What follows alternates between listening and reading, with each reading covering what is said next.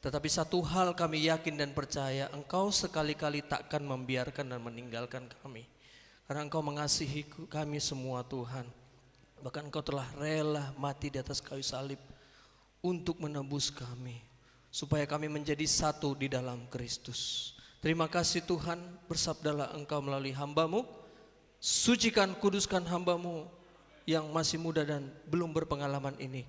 Tetapi biarlah Roh Kudus-Mu yang senantiasa memberi hamba kekuatan, supaya setiap kebenaran firman Tuhan yang disampaikan betul-betul memberkati kehidupan kami, menyucikan kehidupan kami. Biarlah firman-Mu itu disampaikan dengan sejujur-jujurnya, tidak ditambah, tidak dikurangi dengan pikiran manusia, dengan filsafat dunia, melainkan sungguh-sungguh murni bersumber dari firman Allah yang hidup. Segala pekerjaan iblis setan, kami percaya sudah dipatahkan dalam nama Tuhan Yesus Kristus. Darah Yesus yang berkuasa. Tuhan tolong kami, Tuhan berkemurahan bagi kami semua. Berkati seluruh umat-Mu ini Tuhan yang sudah hadir pada hari ini. Engkau yang menjawab setiap kerinduan kami, setiap doa-doa kami. Terima kasih Tuhan. Kami mau sambut kebenaran firman Tuhan. Kami juga berdoa buat gereja-gereja lain, persekutuan lain yang bersama dengan kami beribadah pada siang hari ini dimanapun mereka berada. Berkati mereka semua seperti Tuhan memberkati kami. Kerinduan kami, satukanlah kami dalam satu firman pengajaran yang benar. Kembali ke Alkitab supaya kami menjadi satu tubuh Kristus yang sempurna dan siap menyambut kedatangan Tuhan Maranatha. Dalam nama Tuhan Yesus kami sambut firman-Mu. Bersama kita katakan amin, haleluya. Berikan tepuk tangan yang meriah buat Tuhan kita, haleluya. Shalom. Ada sukacita Bapak Ibu? Diberkati Tuhan. Puji Tuhan, haleluya, haleluya. Sekali lagi salam sejahtera bagi kita semua. Biarlah kasih karunia dan bahagia Tuhan selalu dicurahkan dalam kehidupan kita semua. Kita patut bersyukur Bapak Ibu, sampai sekarang Tuhan menolong kita. Masih Tuhan mencurahkan firman pengajarannya. Firman pengajaran yang senantiasa membawa kita kepada kedewasaan rohani. Karena lewat firman pengajaran kehidupan kita dimuridkan, diajar tentang jalan-jalannya Tuhan, supaya kita terus bertumbuh sampai mencapai kedewasaan penuh, dewasa rohani. Itulah kerinduan Tuhan bagi kita semua. Kita harus dewasa secara rohani. Dewasa secara rohani. Kenapa? Karena kita akan menghadapi pesta perjamuan kawin anak domba Allah. Namanya kita mau menikah tentu harus dewasa. Mana ada anak-anak boleh menikah saudara. Nggak tahulah di kebudayaan lainnya, tetapi biasanya ya namanya masih anak-anak itu nggak boleh menikah saudara. Amin. Hanya orang dewasa yang boleh menikah.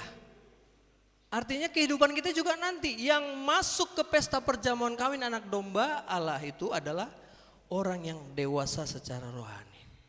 Kemudian kenapa harus dewasa? Karena hanya orang yang dewasa yang bisa berperang. Amin. Anak-anak mau ikut berperang, nggak boleh sama orang tuanya, jangan. Malah nyusahin nanti, malah bikin repot. Hanya orang yang dewasa yang boleh perang. Ya, makanya kita harus dewasa rohani di hadapan Tuhan, harus dewasa supaya boleh menikah dengan mempelai pria surga. Kemudian supaya sanggup berperang. Hanya bayi-bayi rohani nanti dibunuh sama Herodes saudara. Bayi-bayi 2 tahun ke bawah pada waktu itu ya. Artinya kalau masih bayi kerohanian kita gak bisa berperang. Akan dibinasakan oleh Herodes saudara. Gambaran antikris. Sehingga kita harus dewasa. Jangan anak-anak terus. Jangan mau susu terus. Susu adalah firman penginjilan saudara. Susu. Firman yang sifatnya berkat-berkat saja. Tapi Tuhan mau membawa kita kepada kedewasaan rohani. Ya, makanya Tuhan mau ajar kita lewat firman-Nya. Firman yang keras, makanan keras mendewasakan kehidupan kita. Dan kenapa kita harus dewasa? Supaya kita mampu mengerti kehendak Tuhan. Kalau anak-anak gak ngerti kehendak Tuhan saudara, gak ngerti kehendak orang tuanya, taunya minta, taunya nangis, harus dituruti, itu anak-anak. Tapi kalau orang yang dewasa saudara, ya dia tahu apa kehendak orang tuanya, kehendak Tuhan saudara. Sehingga sebagai orang tua juga memberitahukan rahasianya. Kan namanya orang tua memberikan rahasianya kepada anaknya yang sudah Kalau masih anak-anak nggak dikasih tahu rahasianya saudara. Tapi karena sudah dewasa tahu, dikasih tahu ini ya ada harta kita di sini, ada tanah kita di sini. Dikasih tahu rahasianya semua. Kalau anak-anak nggak perlu tahu itu, nggak dikasih tahu. Ya, hanya orang dewasa yang mampu mengerti kehendak Tuhan. Artinya diberitahukan rahasia kerajaan Allah. Mau dewasa rohani? Amin. Terimalah firman pengajaran. Makanan keras. Memang sifatnya makanan keras ini tentu tidak enak. Ibarat obat itu biasanya pahit. Ya. Demikian juga firman pengajaran saudara. Kalau masih bayi langsung dimuntahkannya. Pahit nggak enak. Maunya yang manis-manis saja saudara. Tapi kalau orang yang dewasa, sekalipun pahit nggak enak, tapi dia tahu ini menyehatkan kerohanianku. Ya. Hanya orang yang dewasa yang mampu menerima firman pengajaran ini saudara. Memang itu pula saudara. Harus tahap demi tahap. Nggak bisa kita langsung masuk ke ruangan kudus. Ada prosesnya kata Pak Gembala minggu lalu saudara. Ya, nggak bisa kita loncat pagar. Mulai dari pintu halaman dulu, percaya Yesus, kan ada step by stepnya. Kemudian dilanjutkan lewat mezbah korban bakaran, pertobatan. Kemudian kita akan menemukan lagi bejana pembasuhan, baptisan. Harus lahir baru dulu, baru bisa kita nanti hidup dalam pengudusan, masuk dalam ruangan kudus. Orang yang belum dibaptis, belum lahir baru, nggak bisa saudara. Ada step by stepnya. Kita yang rindu dewasa secara rohani, ya marilah kita berjuang, ikuti proses daripada Tuhan. Ya, banyak orang sekarang merasa sehat, padahal sebenarnya sedang dicekoki oleh racun. Kenapa saya katakan racun? Karena memang makanan juga, ibarat nasi juga, sama nasinya, firman juga yang disampaikan, tapi dicampur, sudah terkontaminasi saudara, dicampur, dimasukkan kandungan-kandungan lain yang justru membuat tidak sehat. Inilah firman yang dicampur dengan filsafat dunia, dengan ajaran-ajaran dunia. Sehingga tadinya memang firman, tapi karena dicampur, dimasukkan kandungan-kandungan yang lain, berubah jadi suara ular saudara. Makanya ular pun kan pakai firman juga. Yesus, jatuhkanlah dirimu ke bawah. Kan ada tertulis katanya, pakai yang tertulis juga saudara. Pakai firman juga dia. Bukankah nanti ada malaikat menatang kakimu nggak terantuk pada batu, kata ular saudara. Makanya kita harus jeli juga, ya. Kayak perlu kita dewasa, ya, supaya kita tidak terbawa oleh arus dunia. Harus lebih teliti kita memperhatikan apa yang kita dengar. Sebab lewat pendengaran itulah timbul iman kita. Salah kita mendengar, ya hasilnya juga nggak baik saudara. Jadi saya melihat saudaraku yang dikasih Tuhan, dalam firman Tuhan ini, ya sebelum kita masuk tema utamanya, misi utama Tuhan Yesus, ya, datang ke dunia, turun ke dunia menjadi manusia, firman yang menjadi manusia. Misi utamanya adalah supaya kita menjadi satu di dalam Kristus. Makanya tema firman Tuhan hari ini menjadi satu di dalam Kristus. Ya, supaya kita lebih mengerti, mari kita buka nats firman Tuhannya saudara. Kita buka Alkitab kita di dalam Yohanes pasal 17, mulai ayat yang ke-14 sampai 21. Ya. Saya mengajak kita baca silih berganti. Saya mulai ayat yang ke-14, Bapak Ibu lanjutkan ayat 15, kita bergantian saudara. Mulai ayat 14. Ya, aku telah memberikan firman-Mu kepada mereka dan dunia membenci mereka. Karena mereka bukan dari dunia, sama seperti aku bukan dari dunia. Aku tidak meminta supaya Engkau mengambil mereka dari dunia, tetapi supaya Engkau melindungi mereka daripada yang jahat. Mereka bukan dari dunia, sama seperti aku bukan dari dunia. Kuduskanlah mereka dalam kebenaran. Firman-Mu adalah kebenaran. Sama seperti Engkau telah mengutus aku ke dalam dunia, demikian pula aku telah mengutus mereka ke dalam dunia. Dan aku menguduskan diriku bagi mereka, supaya mereka pun dikuduskan dalam kebenaran. Dan bukan untuk mereka ini saja aku berdoa, tetapi juga untuk orang-orang yang percaya kepadaku oleh pemberitaan mereka. Supaya mereka semua menjadi satu, sama seperti Engkau, ya Bapa, di dalam aku dan aku di dalam Engkau, agar mereka juga di dalam kita, supaya dunia percaya bahwa Engkaulah yang telah mengutus aku. Nah, ternyata di ayat yang terakhir ini yang kita baca barusan, di sini Tuhan Yesus sedang berdoa, saudara. Berdoa untuk siapa? Untuk murid. Karena pada waktu ini setelah mereka perjamuan makan dan minum tubuh dan darah Yesus, mereka diajak Tuhan Yesus ke Taman Getsemani.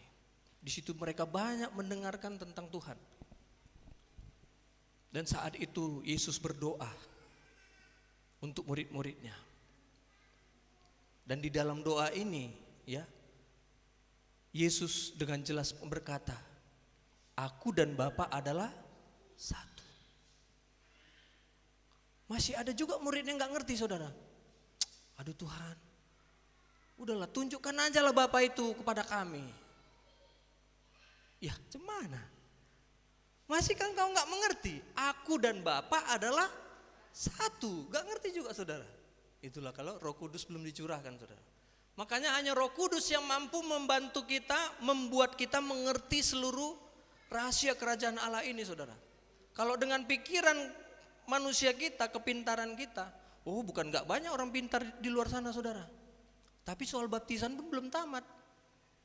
Bukan gak tinggi sekolahnya, malah sekolah teologi lagi. Tapi soal baptisan saja masih belum jelas. Padahal firman Tuhan katakan kita harus mencapai kesatuan iman. Satu baptisan. Gak beda-beda baptisan, saudara. Hanya satu. Ini kok beda-beda, saudara. Wah, kalau sudah pintar, sudah tinggi sekolahnya, kok itu aja belum tamat, saudara. Soal rokok aja masih diperdebatkan. Bolehnya, boleh. Jadi bukan soal pintar atau tinggi sekolahnya, saudara. Mengerti firman Tuhan ini harus lewat urapan Roh Kudus. Urapan Roh Kudus yang membuat mata kita tercelik. Ini rupanya. Tapi kalau orang yang belum dicelikan matanya, apa itu mempelai, udah gila itu. Masa Yesus dibilang mempelai katanya. Jadi siapa mertuanya katanya? Bingung dia. Karena enggak masuk di akal, saudara. Ya. Berbahagialah saudara dan saya yang menerima firman pengajaran ini, saudara. Karena bagaikan kita dikasih tahu nama dia yang sebenarnya, saudara. Coba ayat 26 dulu ya. Ayat 26. Ayat 26. Dan aku telah memberitahukan namamu kepada mereka, dan aku akan memberitahukannya, supaya kasih yang engkau berikan kepadaku ada di dalam mereka, dan aku di dalam mereka. Nah, ini tentang apa ini, saudara? Bahwa pada akhir hari terakhir dibukakan rahasia itu, saudara. Rahasia tentang hubungan antara suami istri itu ternyata berbicara hubungan antara Kristus dan jemaat. Artinya kita memanggil dia Yesus suamiku, tidak lagi menyebut Baalku, sesembahanku. Ini aja masih belum banyak ngerti, saudara. Belum dikasih nama, malah sibuk persoalan yang tidak penting, saudara. Karena sekarang saya dengar ada juga orang udah nggak mau lagi nyebut nama Allah. Kok nyebut Allah itu kan dari agama seberang itu. Harus Yahweh, harus Yesua Hamasyah. Wah, sehingga nanti ketika ada lagu-lagu rohani pun mesti disortir, repot, saudara. Nanti ada Tuhan Allah, ayo kita ganti jadi ini. Jadi sembraut semua, saudara, menimbulkan repotan semua lah itu, saudara. Jadi kacau, saudara. Ini kalau kita nggak hati-hati, padahal Allah di situ berbicara dalam berbagai bahasa untuk sebutan Tuhan. Orang Arab menyebut Tuhan itu Allah, saudara. Tapi yang terpenting di dalam nama Tuhan Yesus Kristus. Jangan mau diombang-ambingkan saudara. Nanti makin bingung kita, semua salah. Jangan mau diombang-ambingkan. Makanya perlu kita pengajaran ini. Supaya kuat kita, kokoh saudara. Gak gampang diombang-ambingkan oleh pengajaran-pengajaran sekarang ini. Bikin kacau semua saudara. Harusnya ada damai sejahtera. Ya, nanti ada persekutuan. Jadi ini masih nyebut nama Allah enggak nih? Jadi menimbulkan keresahan saudara. Ya, tapi saya percaya umat Tuhan di tempat mau didewasakan kerohaniannya. Puji nama Tuhan. Ya, jangan mau diombang-ambingkan saudara. Kan udah jelas. Ini berbicara nama di sini. Aku telah memberitahukan namamu kepada mereka. Ya, bahwa ya nama Tuhan itu akan membawa kita kepada suatu hubungan yang tidak terpisah lagi. Itu mau Tuhan. Tuhan mau supaya kita menyatu, kita menjadi anggota tubuh Kristus, menjadi pembangunan tubuh Kristus, supaya Yesus bisa menjadi kepala dalam kehidupan kita. Bisa kita menyatu dengan Dia. Kembali menyatu dengan Tuhan. Karena sejak manusia jatuh dalam dosa, terpisah kita dari Tuhan. Kenapa harus terpisah? Kehilangan kemuliaan Allah. Roma pasal 3 ayat 23 kan. Sejak manusia jatuh dalam dosa, kita kehilangan kemuliaan Allah. Sehingga harus terpisah. Apa boleh buat? Harus terusirlah. Terpisah kita dari Tuhan. Tadinya enak di Taman Eden, terpaksalah bye-bye. Dan sejak manusia terpisah dengan Tuhan itu, ternyata manusia tidak mampu mendekat kepada Tuhan. Kita tidak punya kemampuan, kekuatan untuk datang kepada Tuhan. Enggak mampu saudara, karena orang yang jatuh dalam dosa itu bagaikan di penjara. Bagaimana mau melunasi hutang dosa, sedangkan kita sendiri di dalam penjara saudara. Bagaimana mau melunasi? Enggak mampu kita datang kepada Tuhan. Orang yang jatuh dalam dosa enggak mampu saudara. Harus Tuhan yang datang sendiri. Kan coba-coba juga manusia menutupi ketelanjangannya. Ketika jatuh dalam dosa, tahu mereka telanjang. Wah, gawat ini, malu kita. Ambil cawat, membuat cawat dari daun-daun saudara. Enggak mampu. Harus Tuhan yang membuat pakaian itu saudara. Pakaian dari kulit binatang, berarti ada binatang yang disembeli. Coba perhatikan, Kejadian pasal 3 ayat yang ke-21, coba. Oh, bukan. Ya. Dan Tuhan Allah membuat pakaian dari kulit binatang untuk manusia. Jadi siapa yang membuat pakaian? Siapa yang bisa menutupi dosa kita, ketelanjangan kita? Harus Tuhan. Dan ternyata pakaian ini terbuat dari apa? Kulit binatang. Untuk manusia dan istrinya itu. Lalu mengenakannya kepada mereka. Yang mengenakan pakaian pun siapa? Tuhan juga saudara, bukan kita. Udah pakai ini ya, udah kubuatkan pakaian untukmu, pakai. Pun tak mampu saudara. Harus Tuhan yang mengenakan. Dipakaikan saudara. Dipakaikan. Betul-betul manusia ini terpuruk saudara. Orang yang jatuh dalam dosa itu memang ya tidak punya kemampuan untuk datang kepada Tuhan. Hanya oleh belas kasihan Tuhanlah kita bisa datang kepada Tuhan.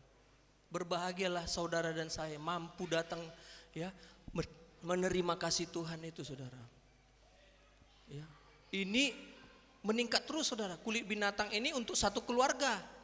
Di dalam imamat diperjelas lagi kulit binatang ini menunjuk lembu, sapi itu menunjuk kepada Allah Bapa.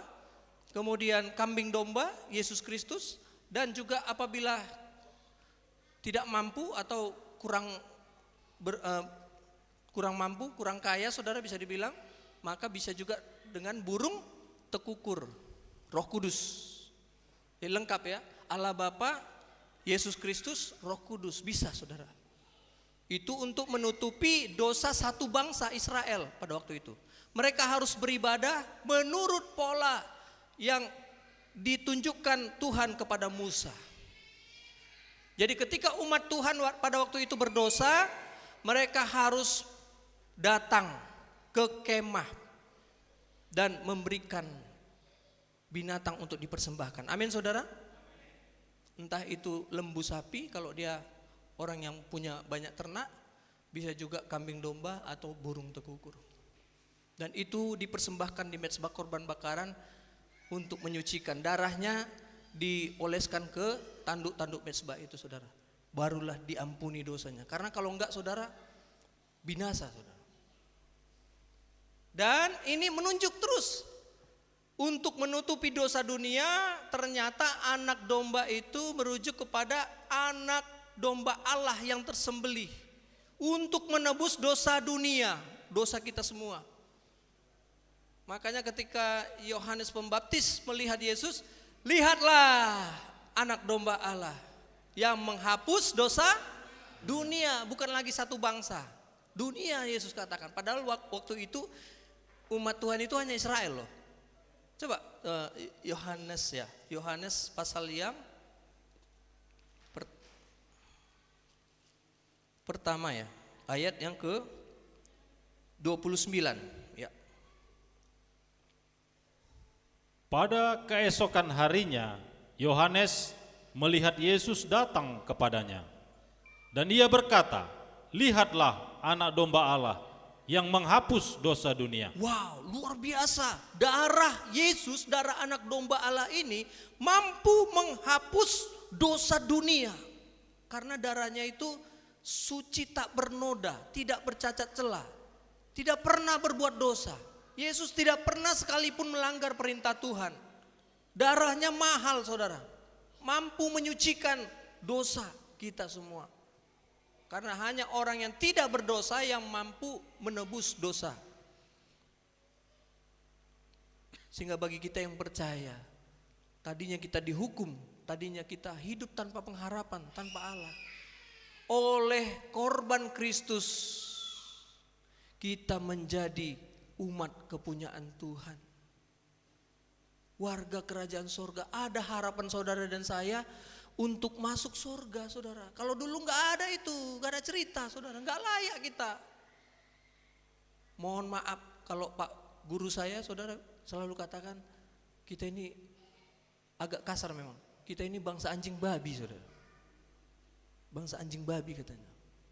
Maksudnya bagaimana? Yang selalu mengulang-ulang dosa.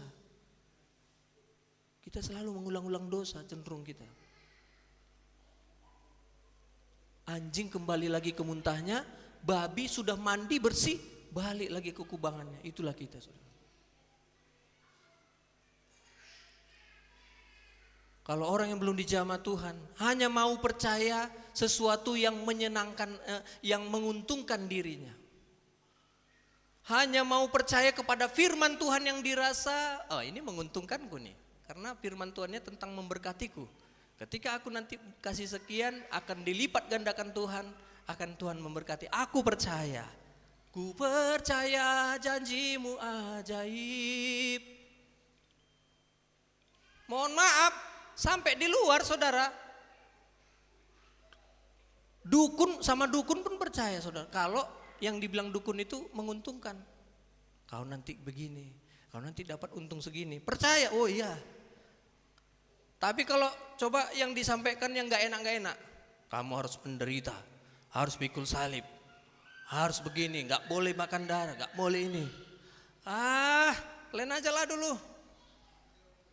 Aku pun udah banyak persoalanku, banyak kali yang harus dilakukan, perpuluhan ini semua, pening lah. Makanya gak banyak orang mau datang untuk menerima firman pengajaran ini saudara. Karena bagaikan digimbali saudara. Tapi percayalah, hanya bagi orang-orang yang masih mempertahankan sifat tabiat daging yang bagaikan digimbali saudara. Bagi kita yang dewasa secara rohani, yang sudah cinta kepada Tuhan, cinta kepada suara Tuhan, makin lama makin enak, makin keras makin enak saudara. Gak suka lagi firman-firman yang lembek-lembek. Sukanya yang keras, menegur dosa. Amin, haleluya. Itu udah dewasa rohani, saudara. Makin keras, makin mantap, saudara. Haleluya. Ya. Kalau masih anak-anak, ya maunya yang manis-manis saja. Maunya yang berkat-berkat saja, saudara. Padahal untuk kita masuk pesta perjamuan kawin anak domba Allah itu, kita harus berusaha kedapatan tidak bercacat, tidak bernoda dalam pendamaian dengan Dia, saudara. Karena Dia Allah yang kudus.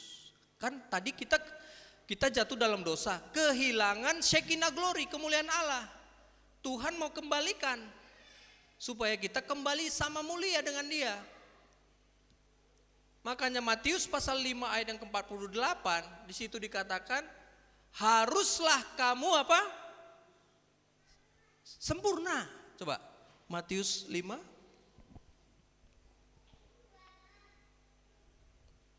Ya. Ayat 48. demikian. Karena itu haruslah kamu sempurna, sama seperti Bapamu yang di sorga adalah sempurna. Nah, ini harus katanya, saudara. Ditekankan harus. Bukan usahakan ya, usahakanlah kalau bisa ya sempurnalah. Enggak gitu, saudara. Tegas Yesus katakan harus. Artinya pengikut Tuhan yang benar, ya kita kan ya mungkin ada yang masih sekian persen sifat tabiatnya masih sama dengan Tuhan.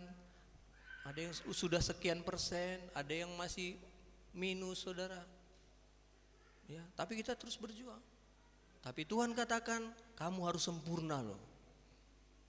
Ini kalau disampaikan kepada orang dunia, wah mau sempurna dia. Waduh, udah ada yang nyala itu katanya. Mana bisa kita sempurna? Nantilah dia di surga sempurna katanya. Emangnya Tuhan Yesus salah ngomong, saudara? Masa Yesus berdusta, saudara? Kalau Tuhan Yesus suruh kita sempurna, berarti manusia bisa sempurna. Berarti bisa. Kita yang zaman limpah Roh Kudus bisa sempurna. Sedangkan zaman dulu pun yang belum ada karunia Roh Kudus, belum limpah Roh Kudus, zaman dulu, zaman Henok, Elia bisa sempurna. Padahal belum dicurahkan Roh Kudus, bisa mereka sempurna naik surga, saudara. Siapa lagi tuh? Henok ya? Tidak ada lagi ya. Lalu dia tidak ada lagi. Sebab ia sudah diangkat oleh Tuhan. Bisa sempurna, saudara. Ini perjuangan kita. Memang dalam firman Tuhan ini, kalau saya perhatikan ya saudara, cara kerja Tuhan itu unik, saudara. Firman Tuhan ini. Kenapa saya katakan demikian? Karena seperti tadilah kulit binatang, dia terus terkait.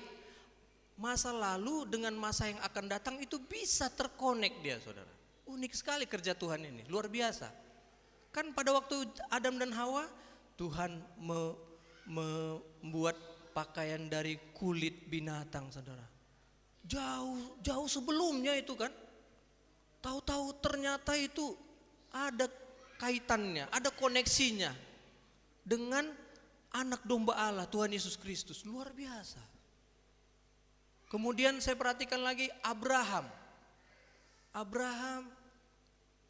mendapat satu perintah Tuhan, persembahkanlah anakmu yang kau kasihi, paling kau kasihi itu ke gunungmu yang akan kutunjukkan kepadamu, katanya.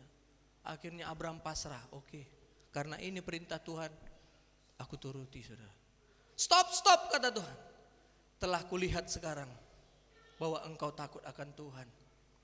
Hari ini aku berjanji demi diriku sendiri, aku akan memberkati engkau berlimpah-limpah. Tuhan katakan kepada Abraham, saudara.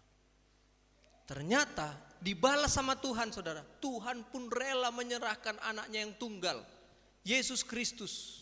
Dibalas, saudara. Tadi kan manusia, Abraham kan. Abraham rela menyerahkan anaknya yang tunggal. Saya perhatikan juga, Abraham kan sebelumnya sudah punya anak, amin. Kok dikatakan di situ anak tunggal, saudara? Emangnya udah meninggal abangnya si Isa? Ya betul ya, si Isa ya. Nah, abangnya si Ismail emangnya sudah meninggal? Kan belum. Tapi kenapa di situ dikatakan anak yang tunggal? Persembahkanlah. Karena yang disebut anak adalah anak-anak janji. Yang akan menerima warisan. Makanya saudara dan saya mau dijadikan anak Tuhan. Ya, Tuhan tadi jelas katakan sebenarnya kita bukan berasal dari dunia ini. Kita sedang hanya diproses saja di dunia ini. Kita harus mengalami proses. Diizinkan mengalami proses supaya betul-betul kita dianggap layak kembali kepada natur kita yang semula. Manusia naturnya semula adalah dihembuskan nafas kepada kita, debu tanah liat ini. Kita sehingga nafas itu saudara abadi, namanya nafas Tuhan.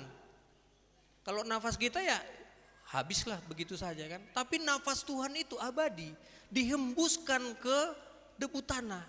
Jadilah manusia. Kita menjadi makhluk yang abadi saudara. Sampai kapanpun kita nggak akan musnah. Tak akan musnah kita ini saudara. Rohnya tak akan musnah. Terus abadi selama-lama-lamanya.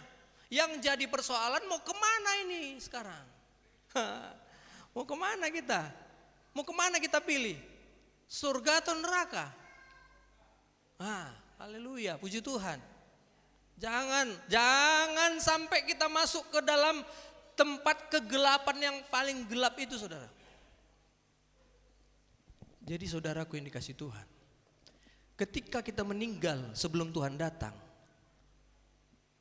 ya kemana kita? Masuk namanya paradise, firdaus, taman. Jadi belum surga saudara, belum surga. Demikian juga orang yang tidak percaya Yesus. Orang yang hidup dalam dosa tidak langsung masuk neraka.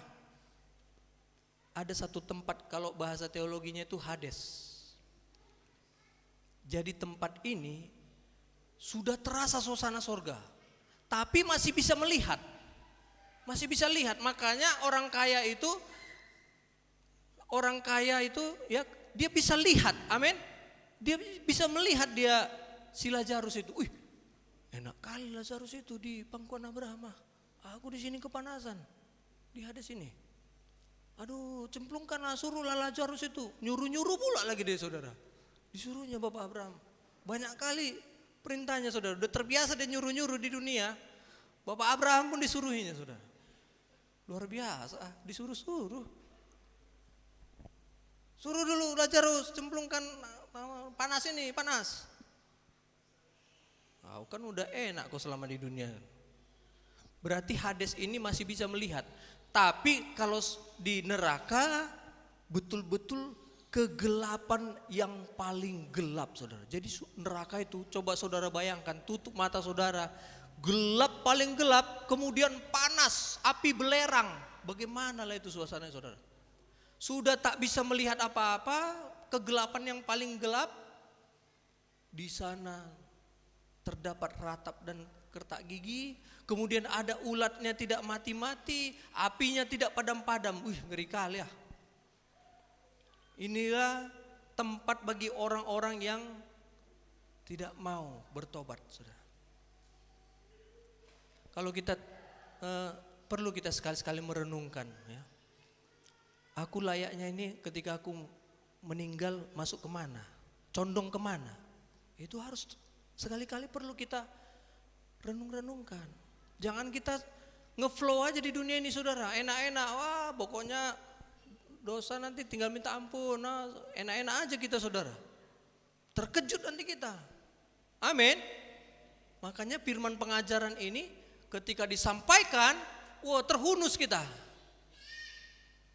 Sanggup memisahkan, ya, menusuk amat dalam dia. Memisahkan sumsum daging. Dia tahu ya pertimbangan-pertimbangan manusia dan betul-betul ini kebenaran, dia bisa pisahkan saudara. Luar biasa. Makanya kita harus mencapai rencana Tuhan. Misi Tuhan adalah supaya kita kembali satu, menjadi satu di dalam Kristus. Dengan apa kita bisa menjadi satu? Dengan uang, barang mewah, dengan cinta. Ya kan banyak orang, pokoknya aku cinta sama dia. Kami tidak bisa terpisah lagi, aku mencintainya. Saudara, cinta itu perasaan. Dia fluktuatif, saudara. Makanya kita bisa membangun cinta kita, perasaan kita. Ya, bisa, dia turun down kalau nggak dipelihara. Namanya perasaan, saudara. Bisa berubah-berubah. Tidak kuat. Kesatuan itu hanya bisa tercipta, kesatuan yang sejati, ya, hanya lewat firman Tuhan. Baru kita bisa menjadi satu. Kenapa saya katakan demikian?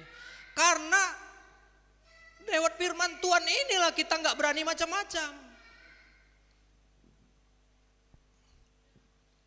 Kita tetap menjaga janji menjadi satu itu, saudara. Ya, kalau lewat uang, banyak kejadian nggak ada uang tadi aman. Gitu ada uang, kawin lagi maunya aku diam-diam beli rumah satu, cari yang lebih cantik biar enak hidup, kan nggak apa-apa, nggak ketahuan. Yang penting kasih uang bulanan aman itu. Pokoknya aku kan ini untuk kesenanganku pribadi. Banyak kejadian gitu, saudara. Jangan-jangan kepada orang-orang yang notabene hidup dalam Tuhan, wah gawat juga, saudara. Hidup dalam pelayanan, itu lebih gawat lagi, saudara. Ya, hati-hati kita. Bahaya, saudara. Kehidupan kita hanya bisa disatukan lewat firman Tuhan. Karena firman itu berasal dari sorga. Kalau yang lain ini dari dunia, sedang lenyap dengan keinginannya. Dunia sedang lenyap, saudara. Nanti ada saatnya dunia ini hancur, segala yang ada di atasnya hancur, lenyap, hilang, binasa. Dunia ini sudah usang, saudara, akan lenyap. Ya, karena nanti tempat tinggal kita di dunia yang baru, turun dari sorga, Yerusalem baru, itu tempat kita. Makanya kalau kehidupan kita ini, saudara, gersang firman, apalagi kalau kosong firman, wah itu bahaya, saudara. Manusia kalau gersang firman, mulai jarang dengar firman, apalagi kosong firman, wah ini bahaya, saudara. Inilah yang didapati setan itu, bersih, tertata rapi, diajaknya lagi 7 roh yang lebih jahat dari dia. Bahaya, saudara. Jangan kasih poin. Jangan sempat kehidupan kita kosong firman, bahaya. Karena hanya firman yang bisa menyatukan kehidupan kita. Kalau lewat uang terbatas, hanya sementara, maunya dia datang. Gitu habis uang, lewat. Cinta, itu juga lewat, saudara. Bisa berubah-ubah, saudara. Mulai menua, berkerut, bosan pun cari yang lain, saudara. Syukur kita, Tuhan ajarkan gak boleh menikah lagi, saudara. Hah? Kalau enggak saya gawat juga, saudara. Ya kan? Laki-laki ini udah dikasih anak sama istrinya, udah mantap anaknya. Udah enggak kayak dulu lagi istriku, cari yang baru lah. Enak kali ya. Itulah kepercayaan yang lain, saudara. Kita enggak seperti itu, amin. Tuhan sudah atur kehidupan kita supaya bisa menjadi teladan, saudara. Memang firman Tuhan ini kebenaran, saudara, tidak bisa dibantah. Luar biasa. Jangan sampai kita kosong firman. Ya, kita perbaiki ibadah kita di tempat ini. Saya sedih juga, saudara. Ya, mulai dari nikah, jangan sempat gersang firman. Lanjut penggembalaan. Wah, bagaimana ya supaya tetap jemaat ini jangan sampai gersang firman, saudara. Memang sulit memang. Tapi sebenarnya Kalau kita dibandingkan jemaat yang dulu saudara, bagaimana rupanya jemaat yang dulu saudara? Kita ini masih mending loh, tiga kali seminggu ya. Coba kalau jemaatnya mula-mula bagaimana? Matius pasal 2 ayat yang ke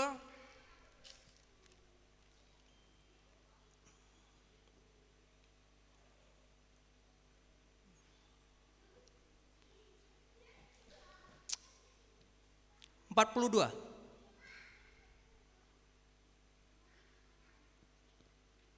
Matius Ayat 46. Kisah para Rasul 2, oh kok jadi Matius ya.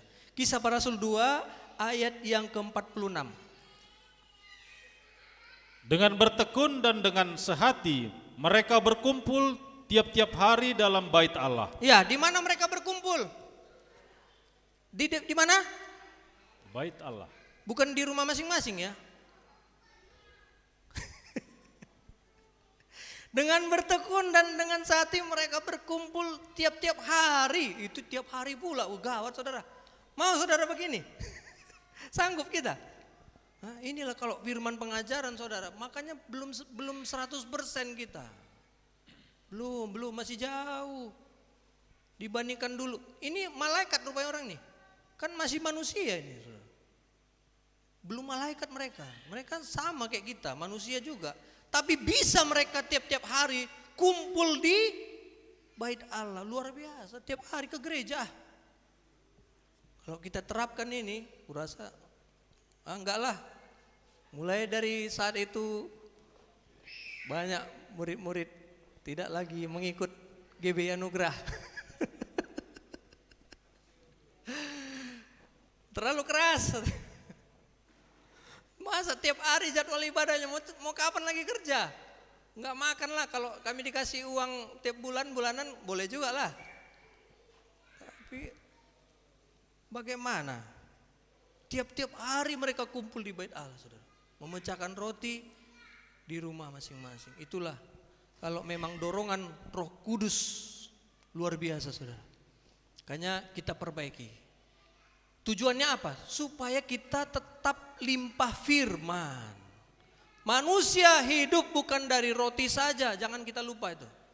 Tapi dari setiap firman yang keluar dari mulut Allah. Bukan firman yang diragi ya, firman yang keluar dari mulut Allah. Artinya firman pengajaran yang benar, murni, tidak ditambah, tidak dikurang. Itu yang bisa menghidupkan kita. Percayalah. Kalau kita cinta firman, limpah firman, maka kehidupan kita bagaimana? Dipagari oleh anugerah, saudara. Sama seperti Ayub, saudara, dipagari anugerah. Makanya sampai iblis pun ngoceh, saudara. Ya iyalah orang kau pagari dia. Kau berkati sekelilingnya, apa yang dia miliki kau berkati. Coba itu dicabut. Apa enggak dia kutuki Tuhan katanya. Kehidupan kita limpah firman saudara. Oh dipagari anugerah. Mazmur pasal 5 ayat 13. Mazmur 5 ayat 13. Enak saudara. Enak ikut Tuhan ini. Karena firman itu adalah pribadi Allah sendiri. Kalau Tuhan sudah menyertai nikah rumah tangga kita. Menyertai kehidupan kita, pekerjaan kita. Wah. Tuhan sendiri yang menyertai saudara. Coba baca bagaimana? Sebab engkaulah yang memberkati orang benar, ya Tuhan. Engkau memagari dia dengan anugerahmu seperti perisai.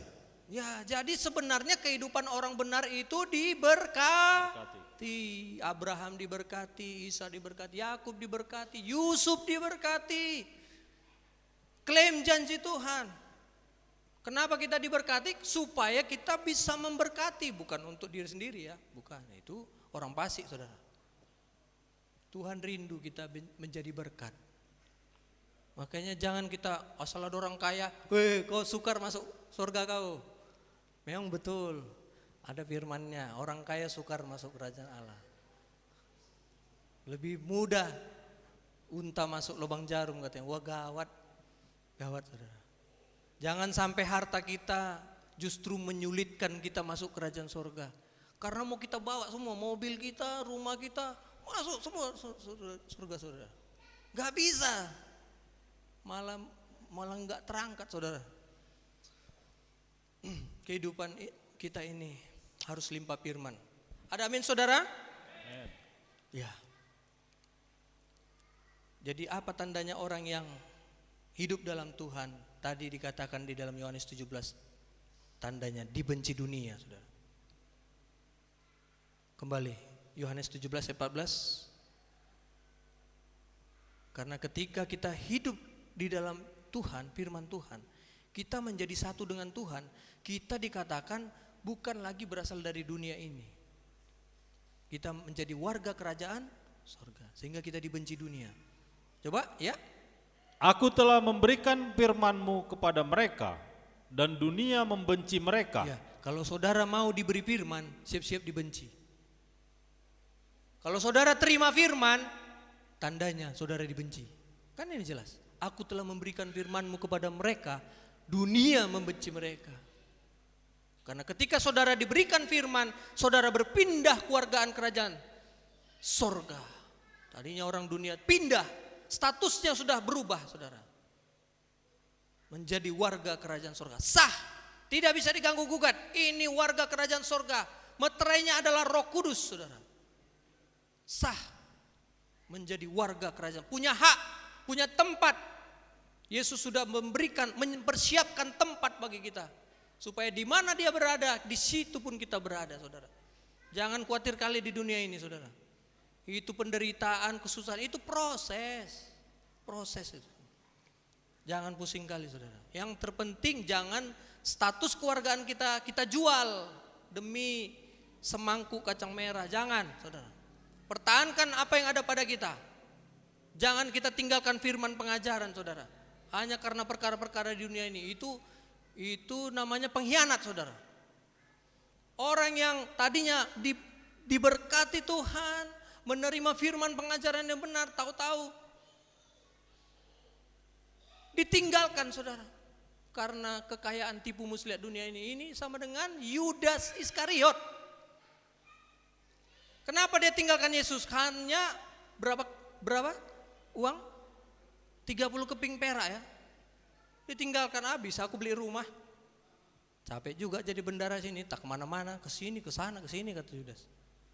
Mending aku dapat uang ini dengan cara cium Yesus. Ini pengkhianat ini, saudara. Memang kalau dari secara penglihatan dia yang paling sepertinya seolah-olah paling mengasihi lah. Lebih dari yang lain lah. Diciumnya Tuhan. Tahu-tahu ciumnya itu, saudara, cium yang membunuh, saudara. Makanya biasa-biasa aja kita. Amin. Kalau orang yang kadang terlalu ini bahaya juga, saudara. Kadang pura-pura. Maksud paling tunduk, rupanya mau nanduk rupanya, saudara. Tunduk kali. Tok. Sakit naik, acit naik. Biasa sajalah. Biasanya orang yang biasa-biasa itu yang bertahan, saudara. Biasa-biasa, jangan terlalu dibuat-buat, saudara. Namanya mengasihi, kasih persaudaraan kita jangan dibuat-buat, saudara. Biasa saja. Amin. Amen. Pasti dibenci dunia kita. Tapi sebenarnya ketika kita dibenci, itu bagaikan Yusuf. Yusuf, kenapa dia dibenci saudara-saudaranya? Bukan karena dia jahat, tapi karena bapaknya lebih sayang sama dia. Dikasih jubah maha indah, saudara. Jadi kehidupan anak-anak Tuhan itu bagaikan diberi jubah maha indah.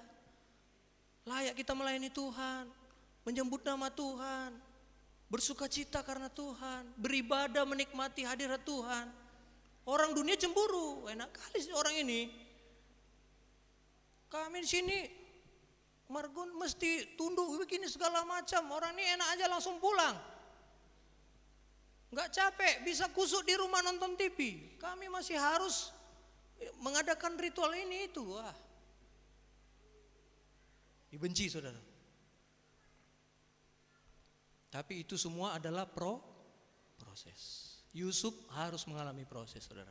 Pahit memang, pahit. Dia dibenci saudaranya, dijual, saudara. Mau dibunuh lagi kan, dimasukkan ke lubang. Cuman gak tega, udahlah dijual aja, lumayan dapat uang kita. Ini nanti darahnya kita oles-olesi, itu aja kita bilang sama bapak kita, udah mati dia si Yusuf. Sampai dijual dia, sampai dijual, dijadikan pembantu. Tapi terus Tuhan menyertainya. Oh, bagus kerjaannya ya. Udahlah, udah jadi kepala. Suka jadinya Tante Potifar. Oh, mantap kali. Si pemuda ganteng ini, Pak. Godalah dia. Gak mau, saudara, lari. Dituduh lagi, saudara. Masuk lagi penjara. Itulah proses ini, saudara. Saudara juga gitu. Kita semua gitu, saudara. Di proses kita. Siapa yang memproses kita? Bukan setan. Lewat orang-orang dunia. Siapa orang-orang dunia ini? Orang yang hidup menuruti hawa nafsunya. Hidup dalam daging. Bisa keluarga kita. Pokoknya orang yang hidup dalam daging lah. Yang tidak cinta firman Tuhan. Itu yang menggoncang-goncang kita, saudara. Sehingga hati kita ini, aduh, sesak, saudara. Bisa lewat suami kita. Ya, kita mendambakan, sudah baik-baik kita. Bagaimana lah mau menyatu? Suamiku aja nggak mau gereja, nggak mau berdoa, mau. Aku pengennya. Lakukan aja firman Tuhan itu. Lakukan aja. Apa firman Tuhan katakan? Ya, oh ini kepanjangan ya, saudara. Banyak lagi nih sebenarnya, saudara. Ya, coba nggak apa-apa lah ya. 1 Petrus 3, cepat saja. 1 Petrus 3 ayat pertama.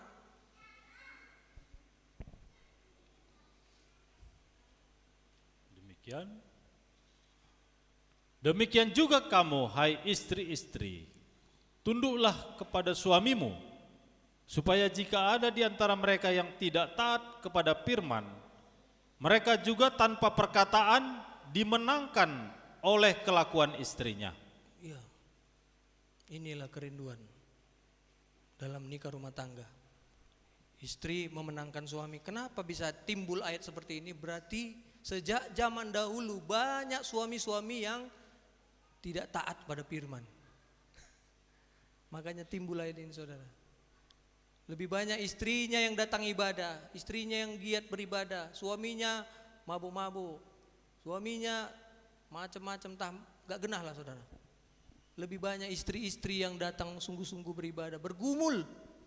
Tapi lakukan saja firman Tuhan ini. Apa katanya? Ya, tanpa perkataan dimenangkan oleh kelakuan istrinya. Teruskan. Jika mereka melihat bagaimana murni dan salehnya hidup istri mereka itu, ya tetaplah hidup dalam kemurnian dan kesalehan. Istri-istri, meskipun mungkin suami kita ya udah nggak ada lagi lah air mata kita, udah habis, udahlah cukup,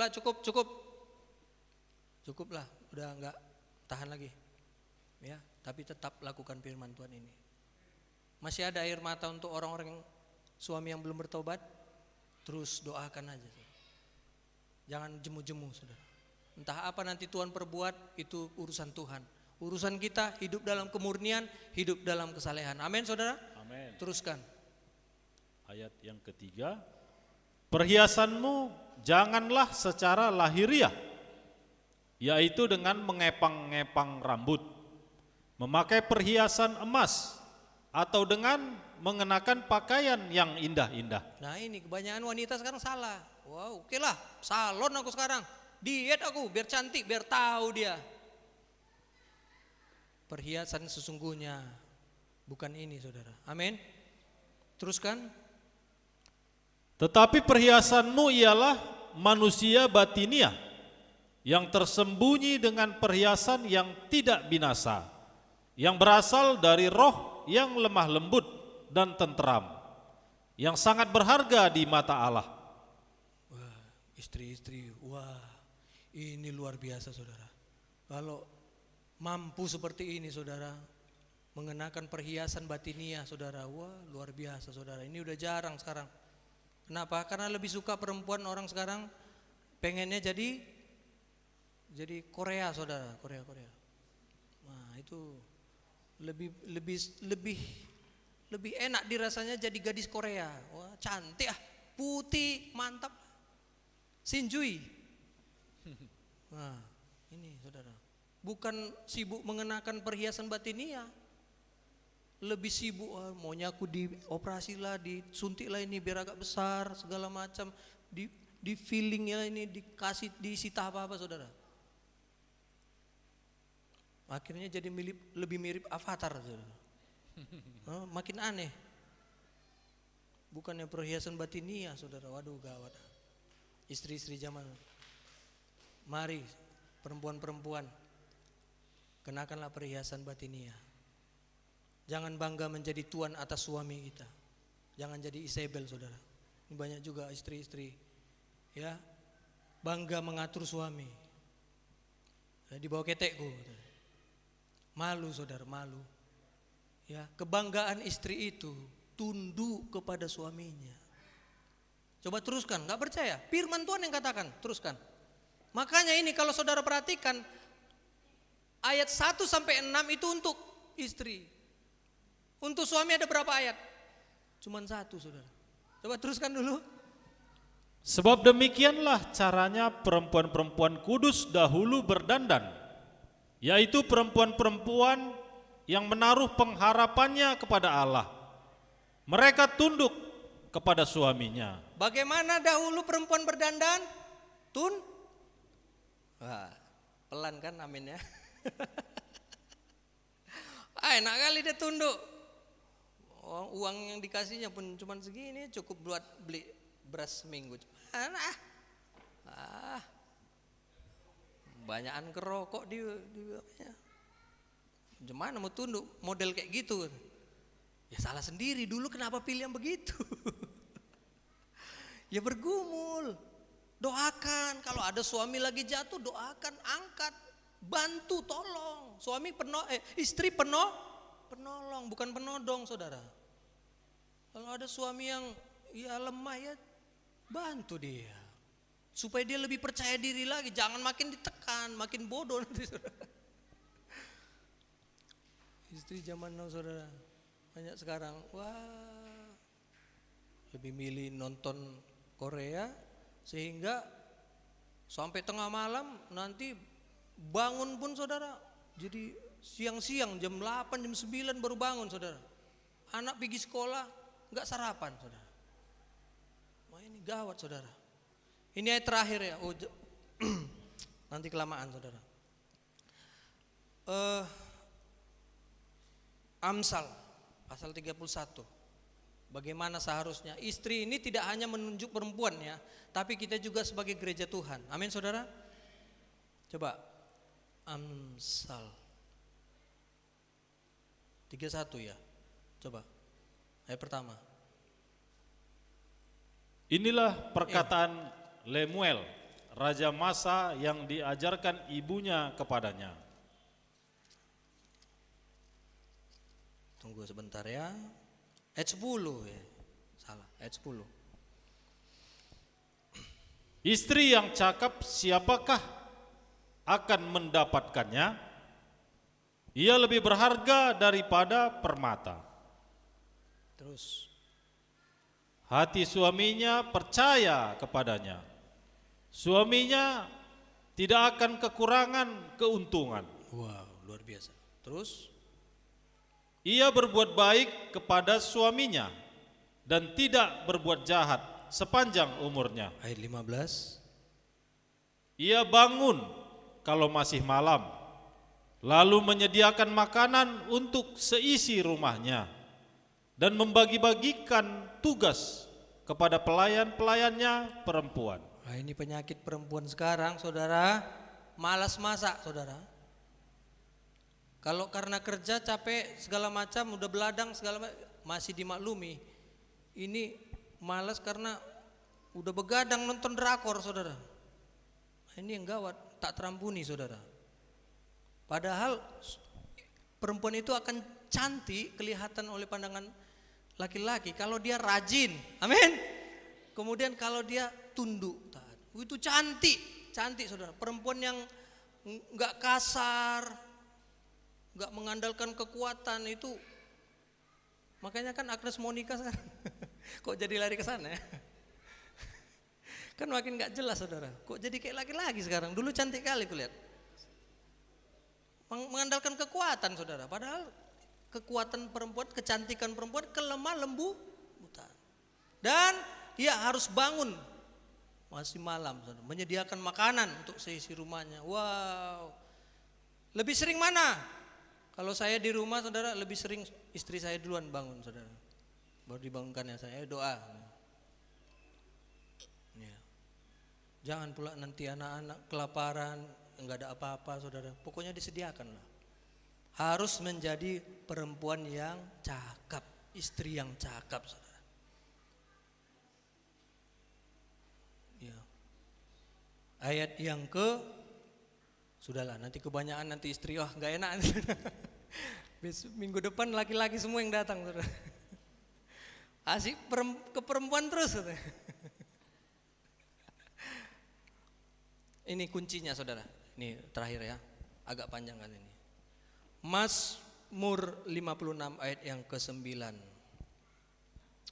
Mazmur 56 ayat 9. Jadi saudara, kunci kita bisa melewati proses dalam kehidupan ini, banyaklah menangis di kaki Tuhan.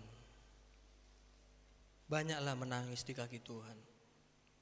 Coba ingat, kapan kita terakhir nangis sungguh-sungguh untuk diri kita, untuk keluarga kita, untuk jiwa-jiwa yang belum bertobat. Jangan-jangan udah banyak ketawa aja kerja kita, jarang nangis lagi, saudara. Menangisi kehidupan ini, saudara. Mazmur 56 ayat 9. Sengsaraku engkaulah yang menghitung-hitung, air mataku kau taruh ke dalam kirbatmu. Bukankah semuanya telah kau daftarkan? Nah, ternyata air mata, saudara, itu dilihat Tuhan. Ketika kita hancur hati, itu berharga di hadapan Tuhan. Mazmur 51 ayat 19. 2 ayat lagi selesai. Demikian. Korban sembelihan kepada Allah ialah jiwa yang hancur, hati yang patah dan remuk. Tidak akan kau pandang hina, ya Allah. Jadi saudara, ketika kita banyak masalah pergumulan, banyaklah menangis di kaki Tuhan. Nangis, hancur hati, saudara. Ini kita enggak sadar diri, saudara. Enggak mau kita menangisi untuk Tuhan, untuk keluarga kita, untuk suami kita yang enggak bertobat. Udah habis air mataku untuk dia. Jangan, terus saudara, jangan bosan-bosan. Yesaya 38 ayat yang ke-5. Ternyata air mata kita pun diperhatikan Tuhan. Oh, ayat yang ke-4. Ini karena dipercepat jadi begini, saudara. Maka berfirmanlah Tuhan kepada Yesaya. Tunggulah. Ya, terus. Ya. Pergilah dan katakanlah kepada Hizkia, beginilah firman Tuhan, Allah Daud, bapa leluhurmu, telah kudengar doamu dan telah kulihat air matamu.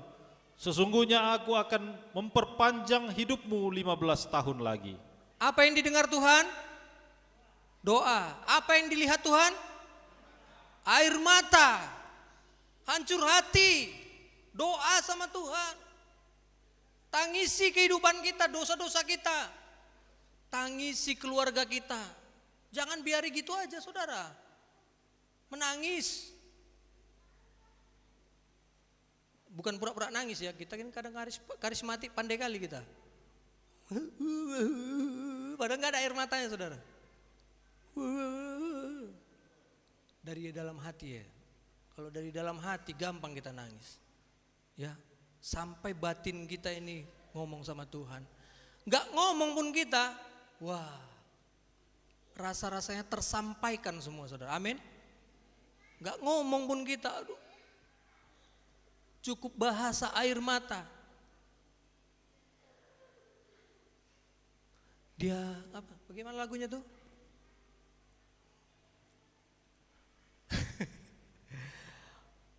Dia mengerti tetesan air mata kita. Amin, saudara. Ya. Makanya Yesus ketika dia lihat Maria menangis, dia pun menangis, Yesus, saudara. Menangislah Yesus, katanya. Di dalam Yohanes 11 ayat yang ke-35. Ini ayat yang terakhir, kita tutup. Ya, ini ayat terakhir, Yohanes 11 ayat 35. Ya. Demikian. Maka menangislah Yesus. Ya. Kalau ada yang gak pernah nangis, berarti dia lebih hebat dari Yesus, saudara. Yesus sendiri menangis, saudara. Makanya belajarlah. Dan menangis ini tanda orang yang hatinya sudah mulai melembut. Tanah kalau mulai melembut bisa meresap, baru bisa menghasilkan. Kalau tanah masih keras, gersang, saudara, gak bisa tumbuh. Makanya belajarlah melembut.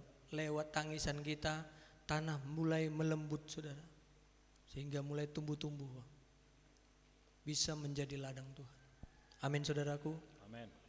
Sudah habis waktu kita tutup Alkitab kita. Biarlah firman Tuhan hari ini menjadi berkat bagi kehidupan kita. Amin. Untuk firman Tuhan. Saya coba kita sama-sama bangkit berdiri. Kita naikkan pujian yang tadi. Banyak perkara yang tak dapat ku mengerti.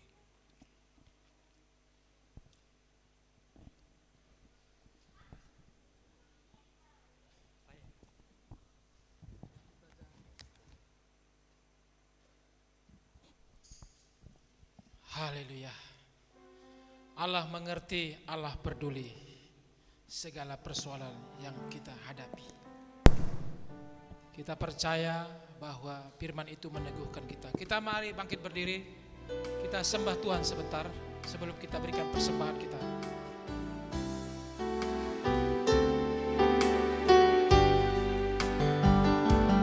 Haleluya.